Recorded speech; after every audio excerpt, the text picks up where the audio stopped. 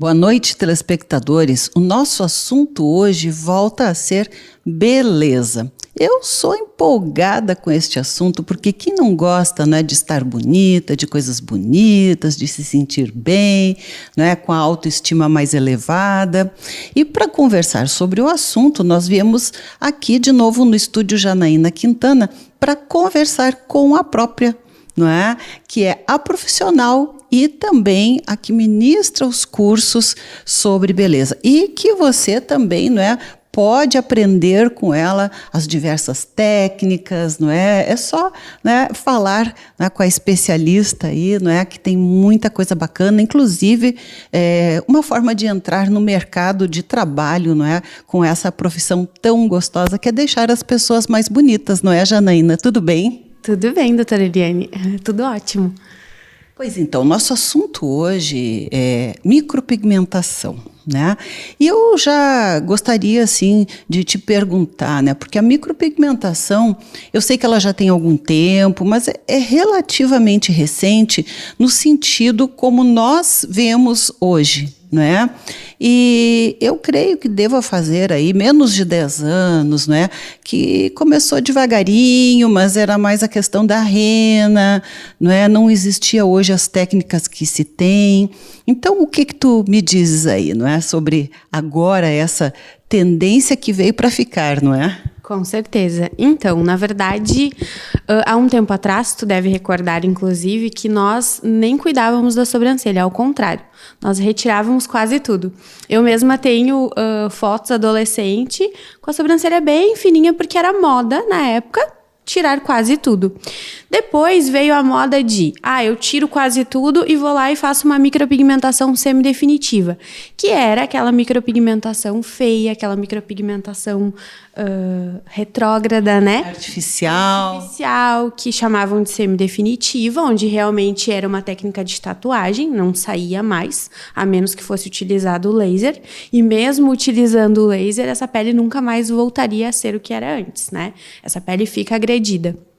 Então, nessa época, não se dava tanta importância para as sobrancelhas. Faz mais ou menos de 8 a 10 anos que a área estética começou a olhar com um carinho mais especial para essa área do rosto, né?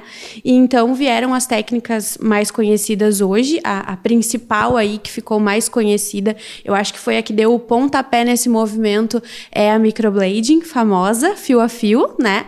E foi quando nós, de fato, conseguimos reconhecer profissionais que tinham talento, né, para isso. E realmente fica muito natural, não é? Esse fio a fio. Difícil, não é? Quem conhece talvez saiba, mas se não é muito difícil distinguir, não é?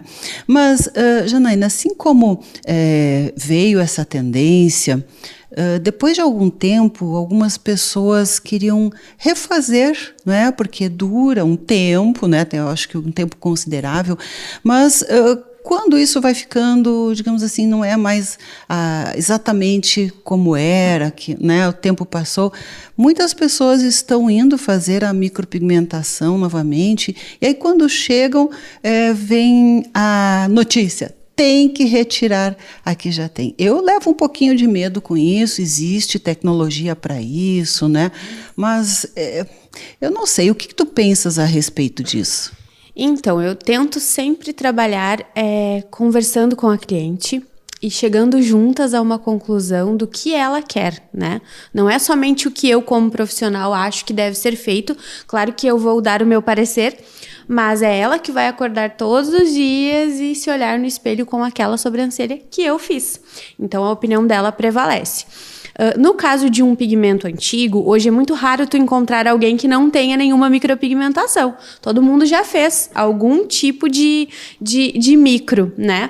Então, eu sempre tento olhar para esse pigmento e pensar o seguinte: eu consigo trabalhar com ele? De fato, eu preciso mandar essa cliente remover com laser? Porque talvez sejam 2 gastos 2 momentos em que ela vai sentir um desconforto, porque o laser não pode ser utilizado anestésico, diferente da micropigmentação. Então, a micro hoje nós sim utilizamos anestésico, mas o laser não pode. Então, ela vai sentir um desconforto praticamente 2 vezes. Então, se de fato existe essa necessidade, né? Hoje eu trabalho muito com a neutralização de pigmentos de cores. Então, por exemplo, a cliente chega no meu espaço com uma sobrancelha acinzentada, que é o bem comum, inclusive. Se essa sobrancelha não está assimétrica e esse cinza não está tão escuro, talvez eu consiga corrigir essa cor somente fazendo uma neutralização. Talvez eu não precise remover. Agora, claro, se ela tem uma assimetria, um ladinho um pouco diferente do outro, uma mais grossa, uma mais fina, aí eu sempre mando para remoção. Ou até hoje também se faz aí despigmentação química, né? É uma outra forma aí da gente dar uma clareada nesse pigmento antigo. Mas eu sempre tento olhar se de fato existe necessidade, né? Então, eu acho que isso é o mais importante. E é mais frequente que haja necessidade de despigmentação ou é mais frequente que não precise a despigmentação? É muito mais frequente que não precise. Por incrível que pareça, é que acho que como todas as áreas, a gente tem aí umas ondas de modinha que eu falo, né? Então, a modinha, às vezes, talvez nesse momento seja remover com laser. Ah, não, eu não trabalho com pigmento antigo, eu preciso que remova porque eu, como uma profissional da estética, quero essa tela limpa. Mas será que precisa mesmo, né? Então, será que tu não está olhando só para ti como profissional, mas talvez não está olhando para o bolso dessa cliente, para o tempo, porque também muitas vezes não vai sair esse pigmento em uma única sessão, talvez sejam necessárias 2, 3 sessões. E eu acho que tem muitas coisas que precisam ser colocadas em pauta e deixar bem claro e ser bem transparente com a cliente, que é a pessoa mais interessada no procedimento, né? Pois é, eu concordo plenamente, porque além de gastar mais, né, de sofrer, principalmente na despigmentação, né, a pessoa vai ficar aquele período com a sobrancelha feia. Né? Então, isso é bem ruim mesmo, Janaína. Mas micropigmentação de sobrancelha, não é? É uma das coisas possíveis hoje, graças a Deus.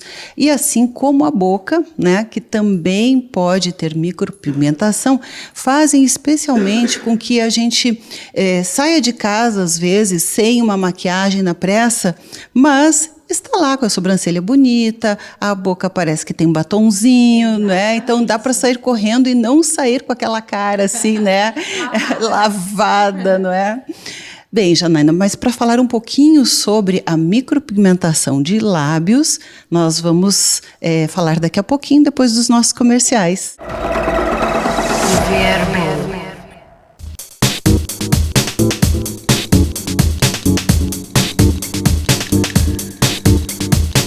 Estamos de volta hoje aqui no estúdio Janaína Quintana, falando com a própria profissional, né, que além de realizar os inúmeros procedimentos estéticos, e é uma porção aí, não é, que vem ao encontro das nossas necessidades, principalmente da vida moderna, a mulher muito ativa, não é?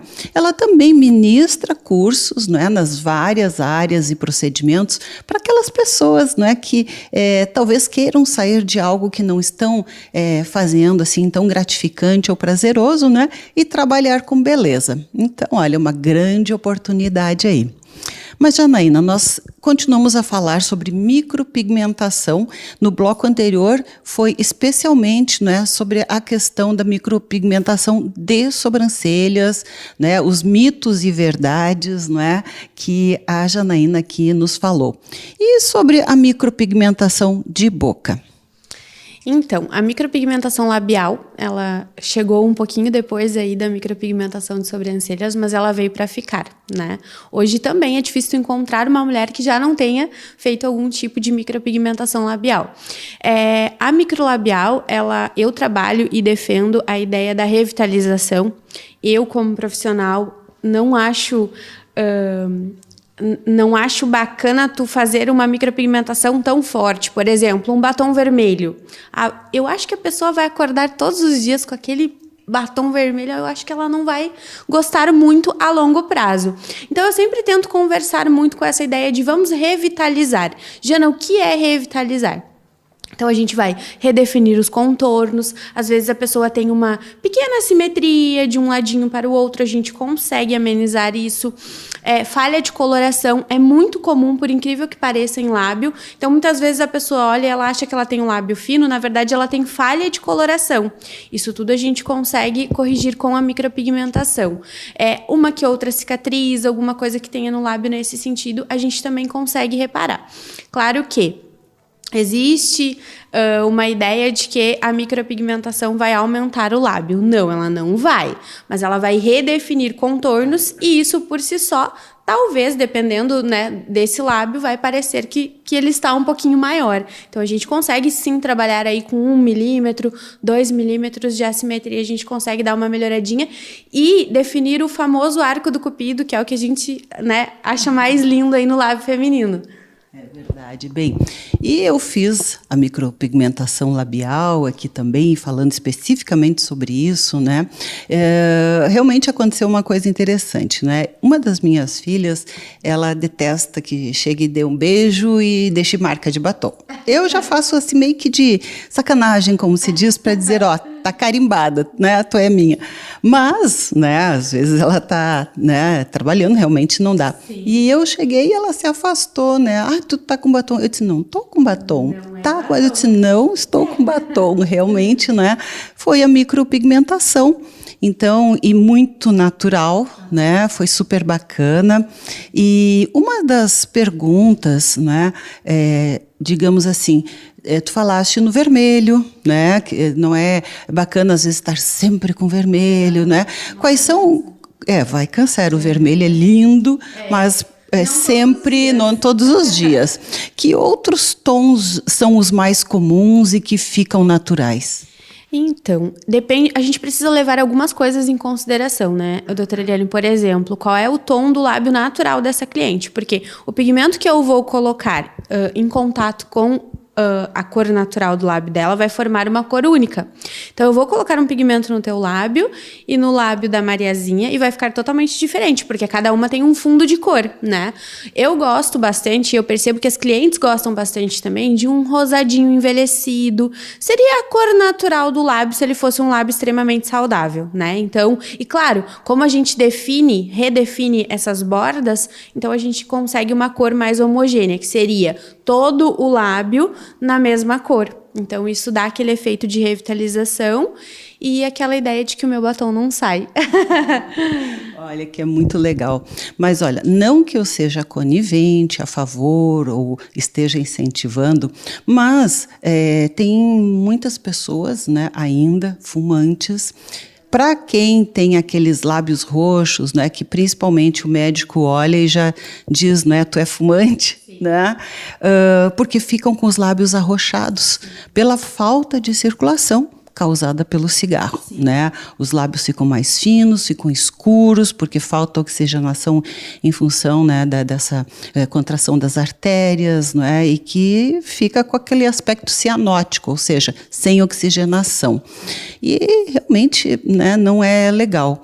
Então, essas pessoas também se favoreceriam dessa micropigmentação? Sim, os lábios arroxeados, a gente consegue fazer também uma neutralização, né? Que é uma técnica, inclusive, muito comum dentro da micropigmentação labial. Muitas vezes a pessoa não quer nem alterar, não quer uma cor, ela quer simplesmente neutralizar o escuro. E isso não é uma exceção, não é somente as pessoas que fumam. Às vezes a pessoa tem o lábio escurecido e a gente consegue fazer essa neutralização. Claro que a pessoa que fuma, ela tem uma sensibilidade nessa pele, então a gente teria que fazer com um pouquinho mais de cuidado essa micropigmentação. Mas sim, dá para fazer, dá para neutralizar a cor e dá para redefinir esses contornos, porque a pessoa que fuma também o lábio parece que ele vai diminuindo, né? Vai ficando fininho, então a gente consegue redefinir os contornos também, então seria bem interessante. Olha aí, então, legal, né? Mas não pense que você vai enganar o médico, não, porque os lábios vão estar lindos, maravilhosos, mas o cheirinho do cigarro... Bem, Janaína, mas as pessoas devem estar se perguntando, isto dói? Como é que é o procedimento? Então, desde sempre, eu tenho um cuidado muito grande com a questão do anestésico.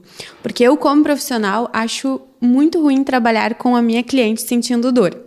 Então, desde sempre, isso sempre foi uma preocupação minha. Então, hoje, né, tem profissionais que não trabalham com anestésico, eu prefiro trabalhar com. Então, todas as minhas clientes ficam 30 minutos antes do procedimento no anestésico e durante o procedimento, se for necessário, porque a sensibilidade ela é individual de cada um, a gente também reaplica o anestésico. Então, eu tento, de todas as formas, fazer com que esse procedimento seja o mais confortável possível. Claro que o limiar de dor é individual, né? Às vezes a pessoa, ela vai estar num período menstrual, então, de repente, vai estar um pouquinho mais sensível. Mas, de maneira geral, é totalmente suportável. E se não, aumenta um pouquinho o anestésico ali. Exato. E pronto, né? Bem, Janaína, mais alguma dica aqui para os nossos telespectadores a respeito de sobrancelhas ou de boca, não é? Porque sobrancelhas, realmente a gente vê muita sobrancelha feia, não é? Sobrancelhas caídas ou ralinhas, né? Enfim, por N fatores, né? Então, se tu quiseres deixar mais alguma dica... Então, na verdade, o nosso rosto é o nosso cartão de visita, né? Acho que tudo aquilo que nos incomoda, tudo aquilo que a gente olha, aquelas coisinhas que só a gente sabe, né? Aquelas pequenas coisinhas. Tu acorda de manhã quando tu, né, te olha no espelho, tu gosta do que tu vê? Se tu não gosta, né, hoje a área estética é uma área que está crescendo muito e tem profissionais maravilhosos e com certeza dá para dar uma melhoradinha em tudo. Eu sempre falo, né, nós vamos envelhecer, todos vamos, mas podemos envelhecer bem, né? E a sobrancelha, ela tá ali no centro do rosto. Eu tô olhando pro teu olho, imediatamente acima está as tuas sobrancelhas. Então não tem como eu disfarçar, né? Precisa estar bem, precisa estar harmônico, né, com esse rosto. Isso é muito importante também, essa questão do visagismo. Então, acho que a maior dica é procurar profissionais capacitados, né? Não fazer no fundinho de quintal, que muitas vezes cobra menos, mas o barato sai caro. Então, acho que essa é a maior dica que eu posso dar. Olha, eu já acho que o custo é super acessível, então não tem por que não fazer um serviço com uma profissional competente, gabaritada, não é? E ter segurança. Bem, Janaína, a próxima, né, vez que estivermos aqui, eu quero falar um pouquinho sobre o que está abaixo da sobrancelha, que são as pálpebras, não é? E que hoje também, não é? Grande parte dos casos não precisa cirurgia tão cedo, não é? É uma blefaroplastia, como se diz, sem cortes, que é muito interessante também. Então, né? Podemos falar sobre isso na próxima vez? Com certeza, vai ser um prazer. É uma técnica que está em alta, né? Chegou aqui no Brasil, acho que com força em 2019. E é como tu disse, a gente precisa cuidar do rosto como um todo, não só a sobrancelha, né? Não só uma extensão de cílios, não só uma limpeza de pele, mas e o excesso de pele que está ali ao redor dos olhos. A gente consegue tratar sem cirurgia também. Olha, maravilha, não é? Realmente é super bacana. Então, né, hoje queremos te agradecer mais uma vez, parabenizar pelo teu trabalho maravilhoso e deixar você aí, não é, na expectativa aí para saber mais. Obrigada, então, e você fique conosco, né? Até amanhã no Viver Bem, estaremos de volta aqui. Viver Bem.